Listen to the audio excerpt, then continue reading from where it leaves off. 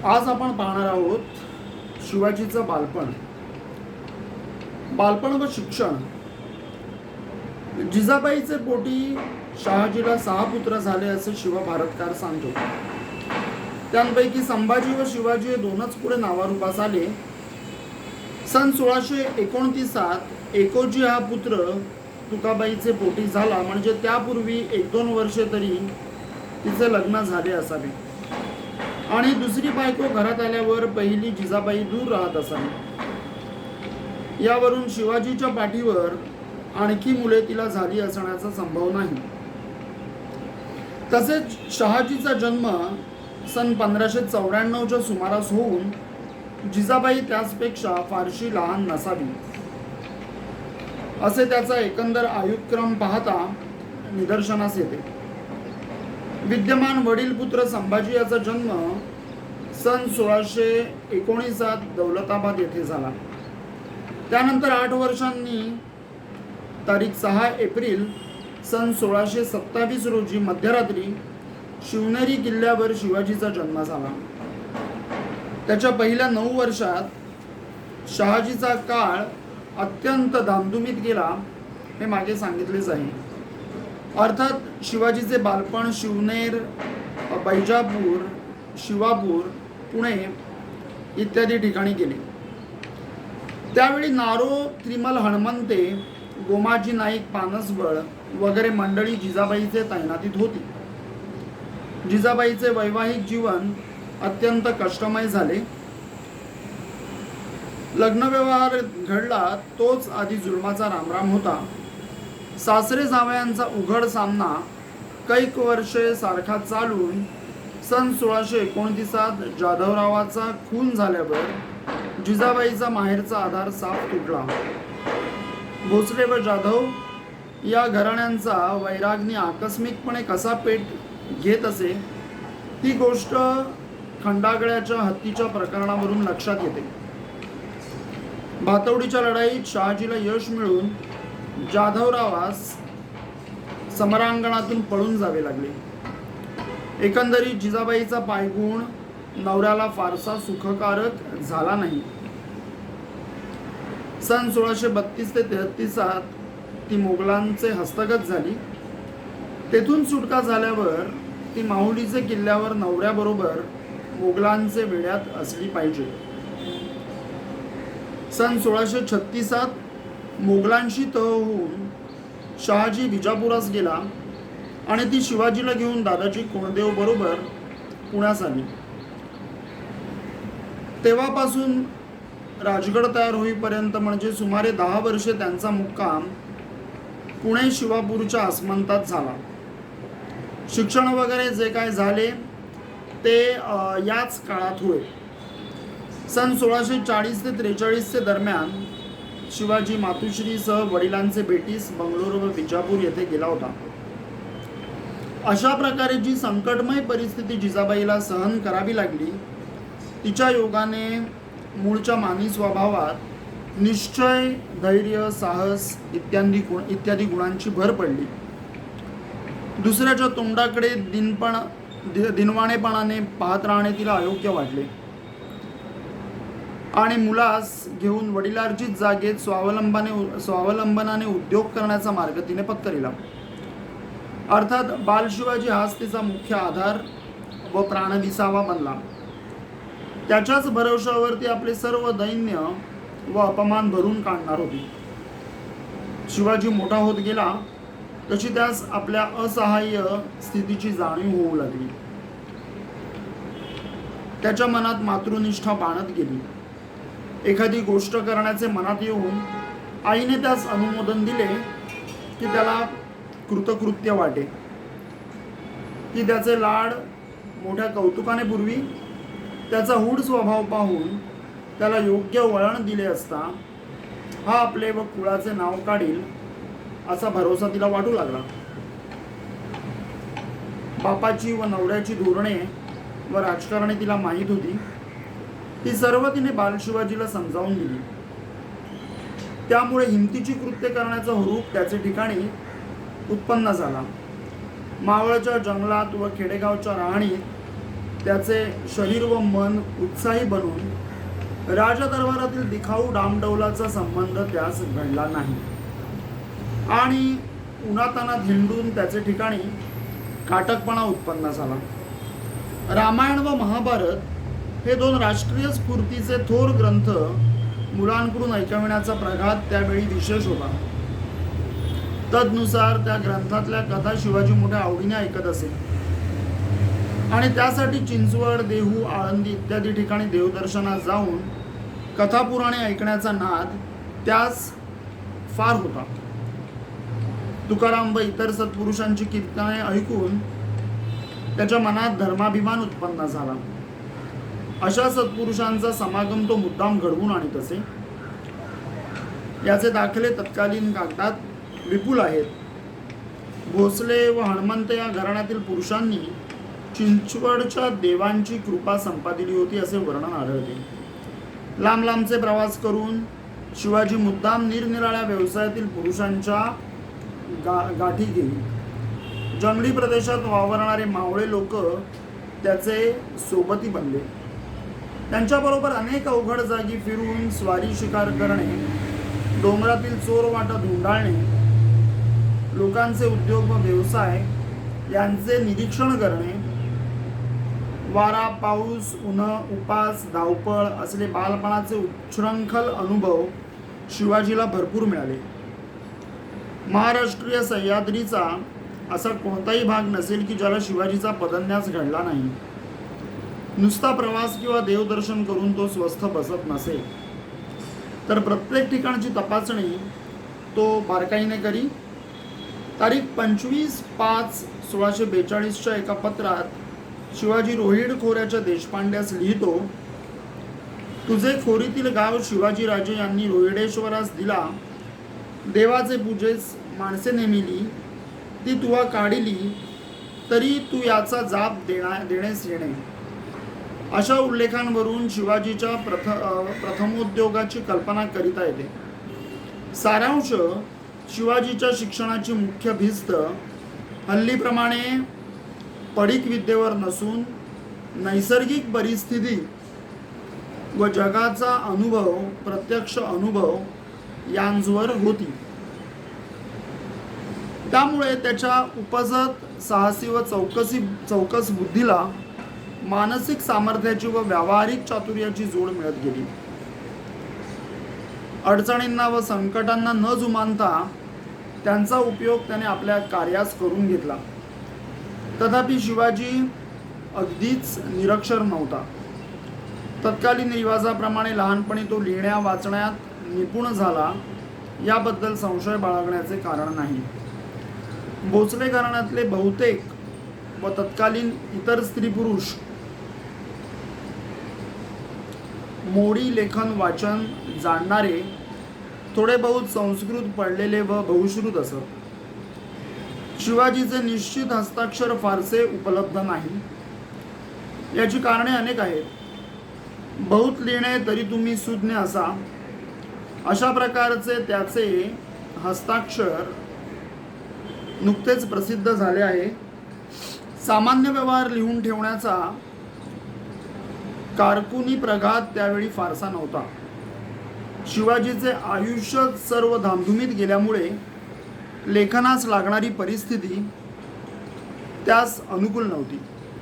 तथापि राज्य स्थापन झाले, त्याचे सरकारी दप्तरही बनले, परंतु ते नष्ट झाल्यामुळे शिवाजीचे हस्ताक्षर दुर्मिळ झाले आहे.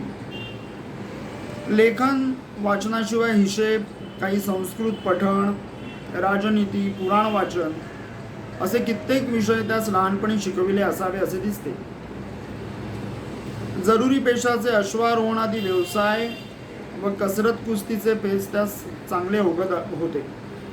त्याची जी कित्येक पत्रे उपलब्ध आहेत त्यांची भाषासरणी त्याने स्वमुखाने सांगून चिटणीसाने लिहिलेली दिसते. अर्थात शिवाजीला लिहिता वाचता चांगले येत होते. शिवभारतातील वर्णनावरून असे अनुमान होते की मातीचे हत्ती, घोडे व गड करून लहानपणी शिवाजी खेळत असे आणि पोपट, कोकिळा, वाघ इत्यादी प्राण्यांच्या आवाजाचे अनुकरण करून दाया त्यास रमवीत किंवा तो स्वतः अशा आवाजांचे अनुकरण करी.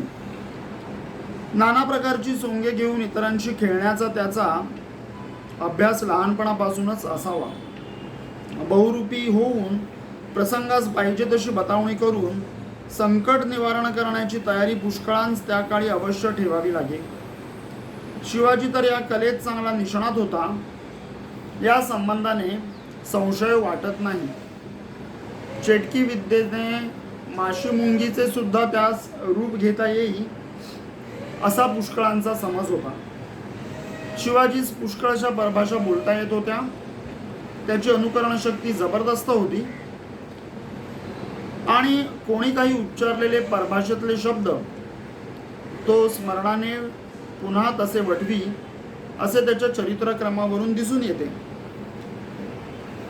दादाजी कोंडदेव शिवाजीला योग्य शिक्षण देण्यात जिजाबाईला मुख्य सहाय्य दादाजी कोंडदेवाचे होते.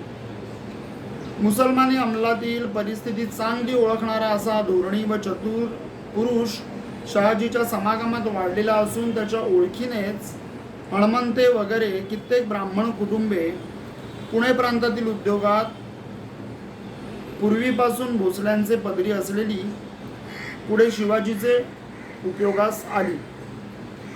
सन 1631-32च्या दुष्काळात महाराष्ट्रात पुष्कळ लोक मेले व परागंदा झाले. त्या संधीत दादाजी कोंडदेव सुभेदार दिवाण झाले. त्यांनी मुलूक लाविला. देशमुखांस व कुलकर्ण्यांस ताकीद केली की गाव लावणे. अशा प्रकारचे दादाजीच्या कारभाराचे उल्लेख भरपूर आढळतात. वरील उल्लेख सन 1633च्या डिसेंबरातला आहे. त्यावरून दादाजी निजामशाही कारभारात वाढलेला शहाजीचा सहाय्यक होता असे दिसते.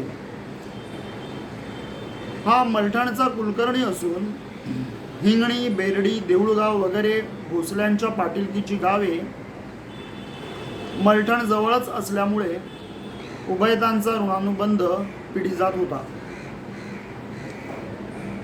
पेठा, पुणे, सुपे यांची जागीर शहाजीराजांस झाली तेव्हा दादाजी कोंडदेवांनी पुणे सुप्याकडे अंमलदार पाठविले असा उल्लेख आहे. सुभेदार नामजाद व कारकून किले कोंढाणा, महाला निहाय आणि मुजुमदार सुबे मजकूर असे त्यांचे हुद्दे सन 1637-47 काळाचे नमूद केलेले आढळतात. यावरून दादाजी हा नुसता शहाजीचा ताबेदार नसून तो मावळ प्रांताचा आदिलशाही अंमलदार होता हे उघड दिसते. आपल्या भरवशाचा हा इसम आहे असे जाणून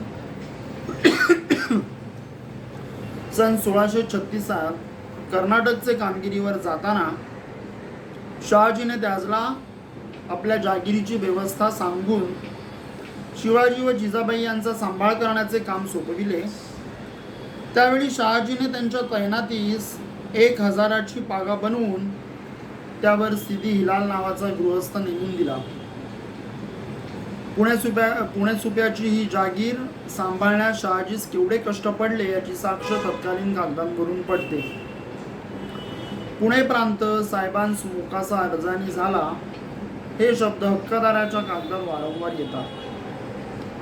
सन 1628 या प्रांताचा व्यवस्थित ताबा शहाजीस मिळाला तेव्हा तेथे वाडे वगैरे बांधून त्याने कुटुंबाच्या राहण्याची सोय केली. हे वाडे सन 1630 मुरार जगदेवाने जाळले. ते दादाजीने पुन्हा बांधले. त्यावेळी पुणे हा लहानसा कसबा होता. दादाजीने कसब्यात रंगमहाल नावाचा वाडा बांधून जवळच हत्ती, घोडे वगैरेंची पागा तयार केली. शिवाजी तेथे येऊन राहू लागला तेव्हा त्याचकरिता उंची कपडे, जवाहीर वगैरे सिद्ध करून लोकांनी त्यास आपला स्वामी व पालनकर्ता समजावे अशा प्रकारची सिद्धता केली. जणू काय त्यास शिवाजीच्या भावी उदयाचे स्वप्नच पडले होते. पुणे प्रांताच्या जागिरीवर भोसल्यांची आसक्ती पिढी जात होती. मालोजी शहाजींना फौजेच्या खर्चासाठी हा प्रांत प्रथम मलिक अंबाराचे वेळेस मिळाला. जुन्नर व त्रिंबक हे किल्ले शहाजीने मोगलांचे हवाली करावे असे कलम शहाजहानने विजापूरचे तहात मुद्दाम घातले होते. उत्तरेस जुन्नर, चाकण, दक्षिणेस वाई, पूर्वेस सुपे, बारामती, इंदापूर व पश्चिमेस सह्याद्रीतील मावळखोरी असा हा जहागिरीचा टापू नकाशावर पाहिला असता कोंढाण्याच्या मध्यस्थानावरून बंदोबस्त राखण्यास विशेष सोयीचा आहे. कोंढाण्यास लागूनच पूर्वेस शिवापूर असून ते स्थळ दादाजीने शिवाजीच्या नावाने वसविले आणि तेथे उंची फळांचे बाग तयार केले. ते अद्यापी वाखाणले जातात. तसेच राजगडचे पायथ्याशी शिवापट्टण हे गाव जिजाबाईंनी वसविले. सिंहगड आदिलशाह परत द्यावा लागला तेव्हा शिवाजीने काही काळ शिवापट्टणास राहून कारभार चालविला आणि मग राजगडावर कारभाराची सिद्धता केली.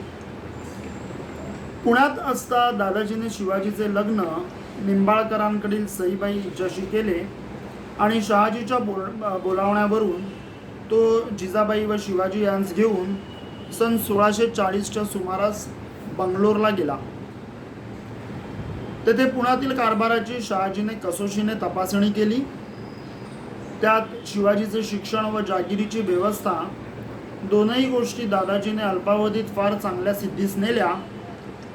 हे पाहून शहाजीस मोठा संतोष वाटला. त्याने दादाजीस बक्षिसे व पोशाख देऊन आणि पूर्वी तनखा होता त्यावर 700 होणांची बढती करून त्याचा गौरव केला आणि काही काळ त्या सर्वांस जवळ ठेवून मग विजापुरास नेले. तेथे आदिलशहाच्या भेटी वगैरे झाल्यावर पुढील कारभाराची व्यवस्था ठरवून शहाजीने शिवाजीची रवानगी पुण्यास केली. त्यावेळी शामराज नीलकंठ पेशवे, बाळकृष्णपंत मुजुमदार, बाळाजी हरी मजालसी, रघुनाथ बल्लाळ कोरडे, सोनोपंत डबीर, रघुनाथ बल्लाळ अत्रे चिटणीस इत्यादी आपल्या पदरच्या हुशार मंडळींस त्याने शिवाजीबरोबर पाठविले. हा प्रकार बहुधा सन 1642-43चा असला पाहिजे. पुण्यास येताच वरील सर्व मंडळींस हाताशी घेऊन आणि समवयस्क मावळे सोबती जमा करून दादाजी कोंडदेवाच्या व मातुश्रीच्या सल्ल्याने त्यांनी जो साहसी उपक्रम सुरू केला त्याचे वर्णन पुढे क्रमशः होईल. दादाजी कोंडदेव हा एक लहानसा कारकून होता. हा समज चुकीचा आहे. तो राजकारण जाणणारा चतुर मुत्सद्दी व करडा प्रधान होता. शहाजीची नोकरी इमानाने बजावीत असता शिवाजीला त्याने योग्य वळण लावून पुढील उद्योगात समर्थ केले.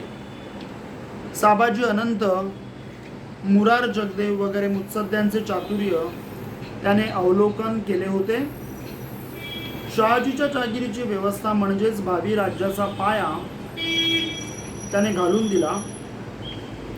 त्याची शिस्त मोठी कडक होती.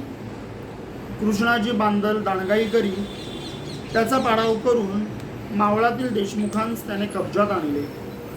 प्रसंग आला असता कठोर शासन करण्यास तो कचरत नसे. फुलाजी नाईकास त्याने बासांनी ठार मारविले. एका ब्राह्मणाने वसुलाचा भरणा करण्यात टाळाटाळ चालविली. त्याचवर त्याने विषप्रयोग करविला. मावळातील देशमुखांचे शौर्यबळ अंतःकलहात फुकट जात होते. हे पाहून ते कलह त्याने शिवाजीस पुढे करून त्यांचे नावाने मिटविले. त्यामुळे या देशमुखांचा उपयोग शिवाजीस आपल्या नूतन उद्योगात करीत आला. दादाजीची व्यवस्था व न्यायपद्धती इतकी सुप्रसिद्ध झाली की पुढील कारकिर्दीत तीच व्यवस्था चालू ठेवावी, तीत बदल करू नये असे उल्लेख आढळतात. पूर्वीची मुसलमानी राज्यातली इनामे व वतने दादाजीने तशीच चालवून राज्याला स्थायिकपणा आणला. तो आपली सही दादो कोंडदेव अशी करी आणि लोक त्याचा दादाजी कोंडदेव या नावाने गौरवपूर्ण उल्लेख करीत. तो वृद्धावस्थेत 70च्या उमरीत 7/3/1647 रोजी मरण पावला. त्याची बायकोही पतिनिष्ठ असून तो निधन पावताच निश्चेष्ट पडली, ती पुन्हा उठली नाही असे म्हणतात. हातून काही आगळीक घडल्यामुळे स्वतःला शिक्षा करण्याकरिता त्याने आपल्या हाताची बाही आमरण आसूड ठेविली अशी एक आख्यायिका आहे. यावरून त्याचा करारी व पापभीरू स्वभाव व्यक्त होतो. त्याच्या मृत्यूमुळे जिजाबाई व शिवाजी यांस अत्यंत दुःख झाले. त्याचा मुलगा कृष्णाजी पुढे शिवाजीचे नोकरीत आला. विजापूर दरबाराकडून त्याचवर बंडखोरीचा गुन्हा दाखल लागू करण्यात आला. यावरून शिवाजीच्या स्वतंत्र राज्याच्या कल्पनेस त्यानेच पुष्टी दिली असावी असे दिसते. दादाजीचे कित्येक निवाडे उपलब्ध आहेत. जागिरीची व्यवस्था लावताना दादाजीने केलेल्या खालील गोष्टी विशेष नमूद करण्यासारख्या आहेत. लष्कर शहाजीची मूळची जागीर पुणे व सुपे हे प्रांत असून पुढे लवकरच कर्नाटकातील मोहीम फत्ते केल्याबद्दल बारामती, इंदापूर व मावळ हे आणखी प्रांत त्यास मिळाले. मावळे लोक दिसण्यात अडाणी पण प्रामाणिक, मेहनती व चपळ होते. या लोकांवर शिवाजीची भक्ती विशेष बसली. दादाजीने देशाच्या बंदोबस्ताकडे त्यांचा उपयोग केला. मावळे लोकांची बिनकवायती पायदळ पलटण त्याने तयार केली आणि तिजवरील हुकमतीचे दर्जे ठरवून दिले. तसेच गावोगाव चौक्या पहारे बसवून चोरांची भीती नाहीशी केली आणि आपल्या हद्दीतील किल्ले वगैरे दुरुस्त करून त्यांच्यावर शिबंदी ठेवून दिली. जनावरांचा बंदोबस्त. दादाजीने लोकांस असे जाहीर केले की जो कोणी वाघ किंवा लांडगा मारून आणेल त्यास बक्षीस मिळेल. बक्षिसाच्या आशेवर पुष्कळ जनावरे मारली गेली व प्रांतातील उपद्रव नाहीसा झाला. शेतीच्या कामी दादाजीने पुष्कळ उपाय योजले. दर एक गावी फिरून मलिक अंबराचे पद्धतीप्रमाणे जमिनीची मोजणी व प्रतबंधी करून दर साल पिकाचे मनाने वसूल घेण्याचा ठराव केला. पुष्कळ वर्षेपर्यंत साऱ्याची माफी दिल्यामुळे लोकांनी भराभर वसाहती करून लागवडी केल्या. गावाच्या व त्यातील प्रत्येक इसमाच्या मालकीच्या हद्दी ठरवून दिल्या. निरनिराळ्या कामास जबाबदार माणसे नेमून तत्समाविष्ट बाबतींची व्यवस्था बांधून दिली. या व्यवस्थेने पूर्वी जेथे सारे रान होते अशा ठिकाणी बागायत उत्पन्न झाले. लोकवस्ती वाढली आणि 10 वर्षात मुलखात आबादानी व भरभराट होऊन वसूलही पुष्कळ येऊ लागला. सारांश जो प्रांत पूर्वी बहुधा निरुपयोगी म्हणून गणला जात होता तोच आता महत्त्वाचा बनवून त्यातून नियमित वसूल सरकारास येऊ लागला. त्यायोगे जागिरीची किफायत वाढून दादाजीस मोठा द्रव्यसंचय करीता आला. याच द्रव्याच्या बळावर शिवाजीस व्यवस्थित फौज ठेवण्याचे सामर्थ्य येऊन त्यास राज्य स्थापित आले. अतएव हा प्रयोग विशेष स्मरणीय होता. तंट्यांचा निकाल. त्यावेळी सरकारची व्यवस्था बरोबर नसल्यामुळे लोकात भाऊबंदकीचे व वतनांचे तंटे शेकडो वर्षे चालून त्यातच सर्वांचे सामर्थ्य खर्च होईल. दुसरे उद्योग त्यांस सुचत नसत. शिवाजीला सदरेस बसवून त्याच्या समक्ष लोकांस आणून पुरावा गोळा करून दादाजीने अशा तंट्यांचे निकाल समाधानकारक करून दिले. 10 वर्षांचे आत तंट्यांचे निर्मूलन होऊन देशात स्वस्थता आली आणि लोक जमिनी सुधारण्यात लक्ष घालू लागले. लोकांना आपले तंटे आपसात तोडण्याचे नवीन वळण लागले आणि या नमुन्यावर इतर व्यवसायातही संघशक्तीचा उपयोग प्रांतास होऊ लागला. कित्येक शहाण्या अंमलदारांनी अशा सुधारणा पूर्वीच केलेल्या होत्या. सन 1619 रोहिडेश्वराच्या मुसलमान अंमलदाराने झाडासंबंधी खालील नियम बांधून दिलेला प्रसिद्ध आहे. गावगणना व नवी लावणी, आमराई व चिंचा व अनार व निंबोली यांची लागवड झाल्यास 10 झाडांस 1 झाड इनाम, बाकी झाडे 9, त्यास मुख्य राजवाटा 1 व प्रजावाटा 2 उतार होई, तो झाडास लाग आहे तोपर्यंत येणेप्रमाणे घेणे कौल असेल. वडिलांनी झाड झाडोरा लाविला असेल तो देशमुखांस इनाम असे. कोणे बाबे अंदेशा न करिता झाडा झाडोरा नवीन करून सुखी असावे. राज्यकारभारातील पुष्कळ बाबतीत जिजाबाई देखील प्रमुखपणाने उर्जित असे. शिवाजीच्या बालपणात जागिरीचा कारभार तिनेच दादाजीच्या सहाय्याने निभावला. पुढे शिवाजी राज्यकारभार करू लागल्यावर त्याने मातुश्रीची व्यवस्था ठरवून दिलेली असता स्वराज्य निर्मितीत तिचे अंग तेवढे होते हे दिसून येते. मावळात नवचैतन्य. सह्याद्रीच्या लगत्याच्या मावळतीकडच्या प्रदेशास मावळ प्रांत हे नाव पडले असावे. पश्चिमेकडून पूर्वेकडे उतरत येणाऱ्या खोऱ्यांस मावळे अशी संज्ञा पडली. जुन्नराखालची 12 व पुण्याखालची 12 अशी सामान्यतः 24 मावळे या भागात लोकोपभाषणात येतात.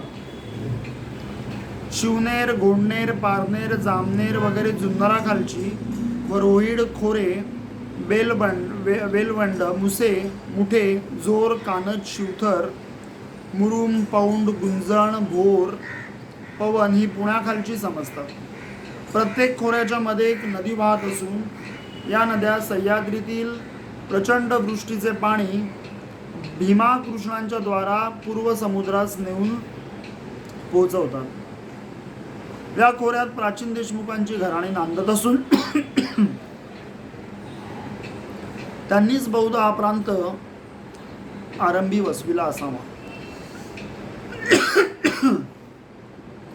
हे मावळे देशमुख घरंदाज, इब्रतदार, वतनदार, द्रव्यवान, शिकलेले व व्यवहार चतुर असत. आपल्या टापूत त्यांचा कारभार स्वतंत्र असे. त्यांच्या मदतीस प्रभू देशपांडे व ब्राह्मण कुलकर्णी दप्तर सांभाळण्यास असत. स्वभावाने ते भांडखोर असून मानाखातर जीवाची सुद्धा पर्वा ते करीत नसत. वतनांच्या वगैरे संबंधाने एकाच घराण्यात किंवा अनेक घराण्यात कैक शतके कलागती चालून खून, मारामाऱ्या, जाळपोळ हे प्रकार नित्याचे झाले होते. सरकारातून किंवा पंचायतीमार्फत त्यांच्या तंट्यांचा निकाल होत, पण ते बहुधा पाळले जात नसत. लग्न समारंभात गडबडीच्या प्रसंगी एकदम धाड घालण्याचा प्रकार कितीतरी चाले. बायका मुलांचे खून होणे, देशोधडीस लावणे, फिरून सावरासावर करून सूड घेणे अशी